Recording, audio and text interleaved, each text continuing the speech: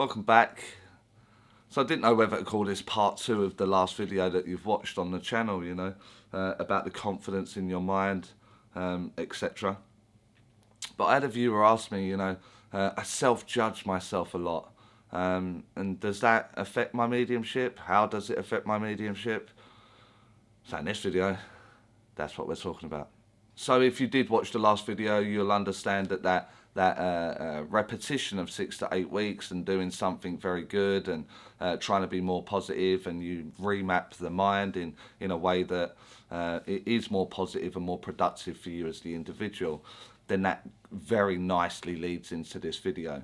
And so what happens through the teaching that I see, at the school or on my own seminars or workshops or mentoring, if a medium says to me, oh, I don't see a picture, or I can't hear the spirit world and all that kind of stuff, then I have this tremendous task trying to convince them otherwise. Now, there are exercises that I can implement within that classroom that can show them that they are seeing a picture, or in fact they can hear, but the whole time they believe that they can't, they will never, ever, ever consciously or subconsciously look for it. So let's take the example of hearing the spirit world, because most people say they don't hear them, and what will happen is they will say, no, I don't hear it, and then they will never ever have that mechanic or that knowledge on how to hear the voice or hear what it is that the spirit world are trying to say. Therefore, they will never ever achieve it in their mediumship the whole time they tell themselves they can't do it. New mediums are wonderful to work with. I prefer those that haven't had any kind of teaching, and I get them day one, because I will tell them mediumship is very easy. All I have to understand is the problems that you bring to the table or put in that mixing bowl, and very quickly highlight it to them that look, you're doing this, you're doing that, just bypass that and away you go. And the results are amazing at how quickly this can happen. But if you are someone that has been taught that we have to meditate for 30 minutes prior, that we have to change our diet to be vegan, and you have to surround yourself in a loving golden, white, pink light, whatever it is, then this process has already gone in. And now I have to have this ability to show you otherwise, which is usually through the form of a demonstration. Look, I've just walked in the door. I don't need the meditation. I don't need roots in the ground. I don't need colours around me. And now I have a man with me. And the man says, blah, blah, blah, blah, blah. So through the demonstration. So if I can do it without that, then you can do it without that. It's just that I believe it, you don't. And so we demonstrate as a medium how the rituals are just a ritual, not a necessity. And so for me, that is something that I've always said, if you need a ritual, crack on. I just don't need them. Equally, if you are someone that is extremely hard on yourself, oh, why couldn't I get their passing condition? Why didn't I say it was their birthday today? Why didn't... And what we have to do is we have to give the mind of that to the spirit world. The need to be right is solely you. So whether you like it or not, if I offend you, I apologise. That is the ego. I wanted this, I wanted that. And so as we offer our mind to the spirit world, to the communicator that wants to speak to the client, maybe they don't want to talk about the passing. Maybe they don't want to be going over that information again and again and again. Maybe this is another video just on this one particular subject. And let me give you this in a very quick version. When people communicate with my sister, the last place I want you to take me is to that dreaded day when I rolled her over and she had passed. I don't want to be reminded.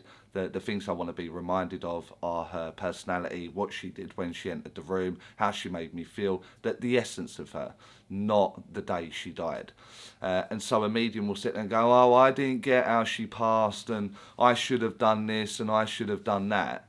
when in actual fact my sister knew I don't want to be reminded of that dreadful day, and I don't want my memories going back there. So she has fulfilled what I wanted as the client. I don't want to be reminded of that. She don't want to discuss that. The medium wants to discuss that.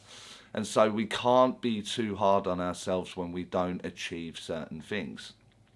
Now, there are times where I see mediums say, well, why didn't they just say that? Why didn't they just say that they owned a boat? Why didn't they just say that they enjoyed a holiday? And they do say it.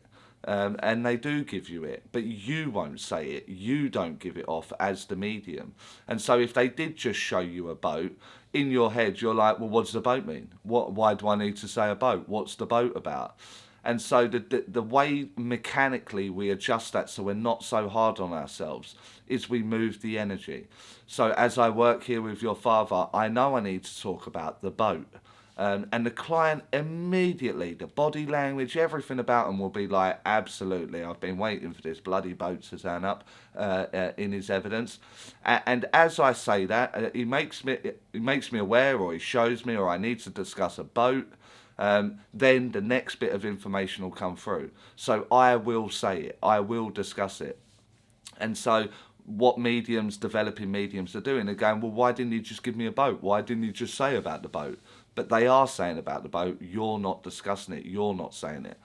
And what happens is we get caught up in this analytical way to us. We start analysing it. We try and understand the story that is coming through, when we don't have to understand the story that's coming through. You know, at no point do I have a conversation with someone on my phone and Siri interrupt me and go, what do you mean? What do you mean? Why do you need to say that? Why are you discussing that? What you were just talking about going out last Thursday, and now you're talking about something else in 2 weeks' time. Why are you doing that? And basically, that's what you're doing during the mediumship, during the communication. You're just the instrument. You're just the voice. And so if we learn to express and not beat ourselves up over it, then the communication will become less flawed. I don't think you'll ever achieve it perfectly, but it will be less flawed. It will run more smoothly over time. Check the last video, and if you can do this, and in a very short period of time, within 6 to 8 weeks, you will definitely notice a marked improvement. I also take a look at it from the spirit side of life, you know, like maybe I did my job, and maybe the client is happy, or the congregation and the audience are happy, and there I am throwing my toys out the pram in the hallway, or once the client's left, or whatever. And I kind of see that as like me having a go at the spirit world, like, we should do better, we should have done this, we should have done that. And you almost devalue the situation in that process. Spirit world are overjoyed that they got their voice through today. Mum's here, mum says hi, and the client leaves, and it's amazing. And you in some way are just beating yourself and your spirit team up because you wanted to look better, or you wanted to do more. It kind of makes it devalued in some way. So try and look at it that way also. Like, did you do your job? Yes. Did I do it evidentially? Yes. You know, did I hold time? Yes. Did they always say yes with everything I said? Yes. And so all the boxes are ticked. Now, for me, I don't think there will ever be the day where you come away and you are completely and utterly fulfilled in what you have just achieved, or what you have just done. If you are, again, maybe there are some checks to be made. You know, maybe it was for an ego stroke. Maybe it was just for your need.